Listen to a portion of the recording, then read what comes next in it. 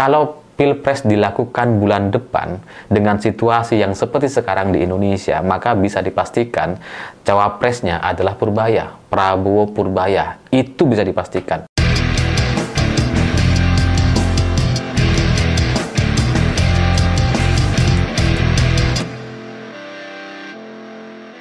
Selamat malam semuanya. Hari ini kehadiran Purbaya bisa dibilang sebuah kejutan politik menuju tahun 2029. Karena kehadiran Purbaya itu nggak terprediksi.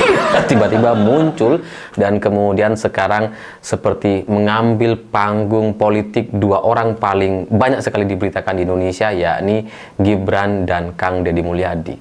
Sebelum munculnya Purbaya, itu yang muncul di media kan, Deddy Mulyadi, Gibran, Deddy Mulyadi lagi, Deddy Mulyadi lagi. Dengan kemunculan Purbaya ini sekarang jadi jadi pusat perhatian banyak media. Dia jadi media darling baru yang sangat berpengaruh sekali dan membuat berita-berita terkait Kang Deddy Mulyadi atau Gibran jadi kayak nggak penting sama sekali. Kehadiran Purbaya itu benar-benar merontokkan citra Deddy Mulyadi hanya dengan satu ucapan terkait dana mengendap. Jadi ketika bahasan atau muncul isu dana mengendap di Jawa Barat 4,1 triliun, kan Deddy Mulyadi sempat nggak percaya dan bikin beberapa video berkali-kali, itu setidaknya mungkin ya 7 kali sampai hari ini gitu ya, 7 video di akun Instagramnya. Itu kan benar-benar seperti dipermainkan oleh Purbaya. Dan kalau kita baca di kolom komentar, bukan di sosmednya Deddy Mulyadi gitu ya, di YouTube, di platform yang agak netral gitu ya, itu mayoritas masyarakat pro atau percaya dengan Purbaya. Jadi kehadiran Purbaya tiba-tiba mengganggu citra atau mengganggu panggung politik yang selama ini dikuasai oleh Gibran dan Kang Deddy Mulyadi, yang mungkin kita awalnya berpikir ini nggak akan tertandingi gitu. Kita pikir Deddy Mulyadi, Gibran itu sampai tahun 2029 itu akan menjadi sorot utama. Karena mereka yang punya jabatan, mereka bisa bikin kebijakan dan bisa memunculkan berita-berita baru setiap harinya. Tapi tiba-tiba muncul Purbaya. Dan ini jelas demi kepentingan tahun 2029. Kalau sudah sejauh ini gitu ya, sampai nyenggol Bahlil, Luhut, bahkan Hasan Nazmi sampai kepanasan gitu ya. Jadi ini udah sangat jauh sekali tujuan yang akan dicapai oleh Purbaya dan Presiden Prabowo. Karena Prabowo sebagai presiden selama ini itu kalau kita perhatikan, dalam kesimpulan saya, itu nampaknya juga kesulitan untuk mengimbangi popularitas atau gaya belusukan wapresnya gitu. Kalau kita perhatikan, ada 2 kali belusukan yang dilakukan oleh Presiden Prabowo, dan itu seperti membilas kehadiran Gibran. Jadi ketika ada banjir di Bekasi dan banjir di Bali, itu Gibran datang duluan. Sebagai wakil presiden, dia datang memberikan instruksi dan sebagainya. Datang tuh. Beberapa hari setelahnya atau keesokan harinya, Presiden Prabowo datang juga kepada titik yang sama. Itu kan seperti membilas gitu. Membilas supaya pemberitaan di media itu ya nggak usah Gibran, presiden aja. Yang membuat masyarakat jadi berpikir, jadi merasakan bahwa kehadiran Gibran sebelumnya itu nggak ada apa-apanya dibandingkan kehadiran Presiden Prabowo. Bahkan di Bali itu Pak Prabowo dari luar negeri langsung menuju Bali, langsung turun di Bali dan langsung belusukan. Itu benar-benar sebuah langkah politik yang sangat-sangat diupayakan, dimaksimalkan betul oleh Prabowo, karena nggak mau kehilangan momentum, karena nggak mau panggungnya itu diambil oleh Gibran. Jadi ya meskipun mereka adalah pasangan presiden dan wakil presiden, tapi yang kelihatan di lapangan ya seperti itu. Karena kalau misalkan keduanya solid, kalau wakil presiden sudah turun, ngapain presiden turun selanjutnya? Ngapain presiden datang ke lokasi yang sama keesokan harinya? Kan ngapain gitu? Nggak mungkin. Jadi ya itu menunjukkan bahwa memang keduanya nggak solid, atau ya sedang berebut posisi, atau ya Prabowo merasa bahwa ya nggak boleh panggung atau posisi pemimpin tertinggi di Indonesia ya harus dirinya sendiri, bukan Gibran. Dan saya merasa bahwa apa yang dilakukan oleh Pak Prabowo di Bekasi dan Bali itu tidak pernah bisa disebut sebagai sebuah kebetulan. Gak bisa itu. Wakil presiden dan presiden hadir di satu titik yang sama terkait bencana banjir. Itu jelas adalah sebuah persaingan panggung citra sebagai pemimpin tertinggi di Indonesia. jadi ya beradu gitu ya. Tapi ya itulah faktanya gitu. Gibran memang masih muda, dia masih energik, ya masih kuat lah kemana-mana karena memang jauh lebih muda dibandingkan Presiden Prabowo. Jadi ya cenderung bisa keliling ke banyak tempat, bisa hadir di banyak acara, sementara Pak Prabowo ya sudah kesulitan, sudah kecapean, kegiatan-kegiatan kunjungan ke luar negeri yang mengharuskan Presiden hadir sendiri itu ya yang nggak bisa diwakilkan gitu.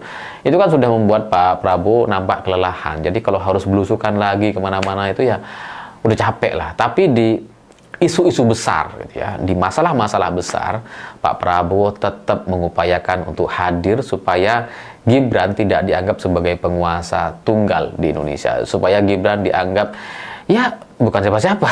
Presidennya tetap adalah Presiden Prabowo gitu kan.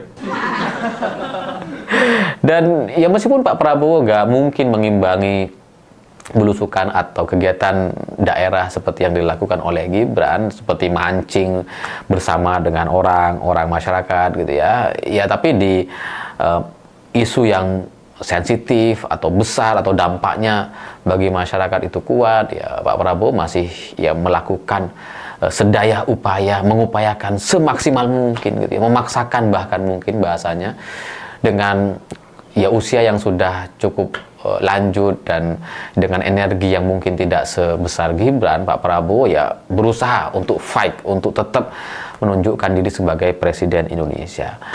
Dan sebenarnya saya sebelumnya sempat mendengar gitu bahwa ketika Gibran begitu agresif, begitu aktif untuk kunjungan ke banyak daerah, belusukan dan sebagainya, pemberitaannya juga kuat sekali di media di awal-awal pemerintahan gitu ya. Pak Prabowo nampak kesulitan untuk mengimbangi terkait pemberitaan di media waktu itu. Saya sempat mendengar bahwa Kang Deddy Mulyadi itu secara kemunculannya yang begitu aktif, atraktif, dan berani sekali ketika sampai harus melakukan pembongkaran gedung bangunan-bangunan permanen di Puncak, termasuk salah satunya adalah usaha wisata milik BUMD gitu ya. Saya sempat mendengar bahwa Kang Deddy Mulyadi itu ya memang diberikan apa ya, restu, sengaja diberikan power yang begitu besar untuk mengobrak-abrik Puncak dan kemudian menjadi pusat pemberitaan, menjadi pusat harapan masyarakat Indonesia selain Gibran. Jadi saya mendengar seperti itu gitu. Jadi ketika Deddy Mulyadi itu bisa begitu berani, begitu lincah, wah itu memang ya dukungan Presiden Prabowo gitu ya, karena memang juga adalah kader atau gubernur dari Partai Gerindra gitu. Jadi ya kalau Kang Deddy begitu powerful sebagai gubernur yang kemana-mana aktif, kemudian nampak mudah sekali diselesaikan apapun permasalahannya, ya karena memang ada dorongan dan dukungan dari Presiden. Makanya di bawah gampang semuanya di tangan Kang Deddy Mulyadi gitu. Tapi ya belakangan gitu ya mungkin isunya sudah berbeda gitu ya. Dari yang semula Kang Deddy Mulyadi mungkin bisa dijadikan satu cadangan untuk tahun 2029 kalau sewaktu-waktu Presiden Prabowo tidak bisa maju, atau sewaktu-waktu Presiden Prabowo membutuhkan sosok yang populer, maka ya sudah ada gitu. Untuk menandingi Gibran sudah ada Kang Deddy Mulyadi.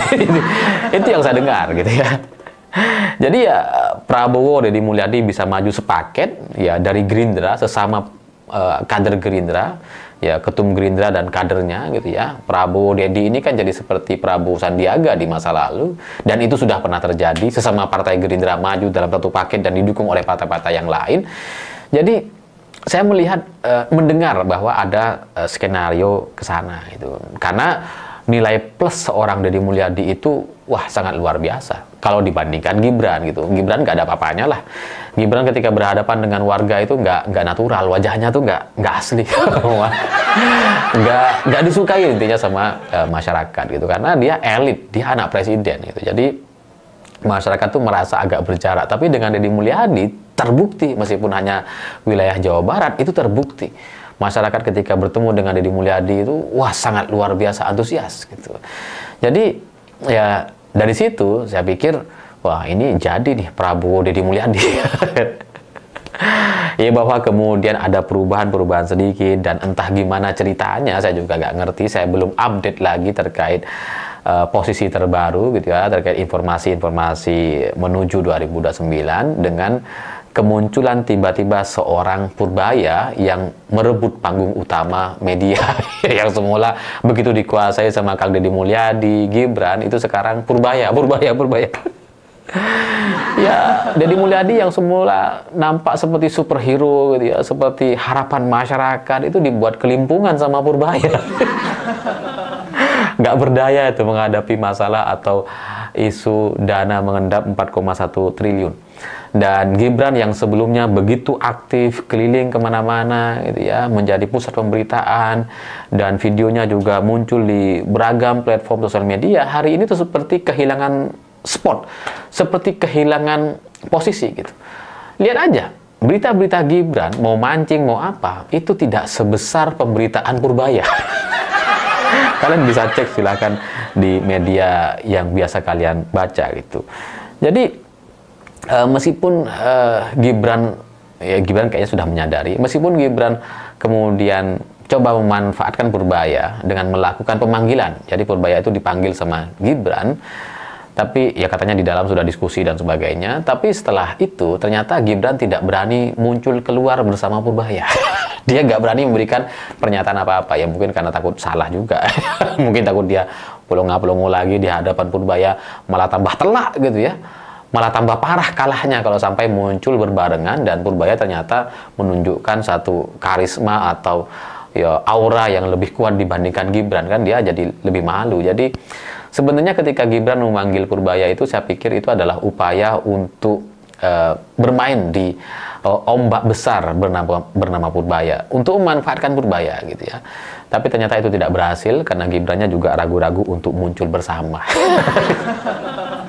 Seandainya itu muncul bersama, wah narasinya bisa kemana-mana, bisa Gibran Purbaya 2029, bisa jadi seperti itu. Tapi Gibran nggak berani karena ya masih menghitung mungkin, atau ya dirasa Purbaya ini terlalu berat kalau kemudian dilawan hari ini. Karena kalau Pilpres dilakukan bulan depan dengan situasi yang seperti sekarang di Indonesia, maka bisa dipastikan cawapresnya adalah Purbaya, Prabowo Purbaya. Itu bisa dipastikan. Karena semua capres di periode keduanya itu menempatkan tokoh yang tidak terlalu kuat dan non-partai biasanya. Ya SBY dengan Budiono, Jokowi dengan Ma'ruf Amin. Ya kalau sekarang Prabowo dengan Purbaya itu ya kurang lebih sama seperti SBY Budiono. Dulu Budiono itu adalah gubernur BI, sekarang Pak Purbaya Menteri Keuangan, ya masih ada jalur-jalurnya lah gitu ya, masih bisa dikait-kaitkan gitu. Jadi ya itulah situasi terbaru hari ini. Dan Prabowo dengan Menteri Keuangannya maju bersama-sama untuk di Pilpres, itu sangat masuk akal sekali. Jadi ya wajar kalau kemudian membuat banyak pihak yang sebelumnya punya panggung utama dan punya kans untuk maju sebagai cawapres itu jadi kayak nggak terima dengan kehadiran Purbaya. Karena itu mengganggu atau setidaknya mengurangi pemberitaan yang selama ini mereka biasa mainkan. Saya pikir itu. Terima kasih sudah menonton. Begitulah kura-kura.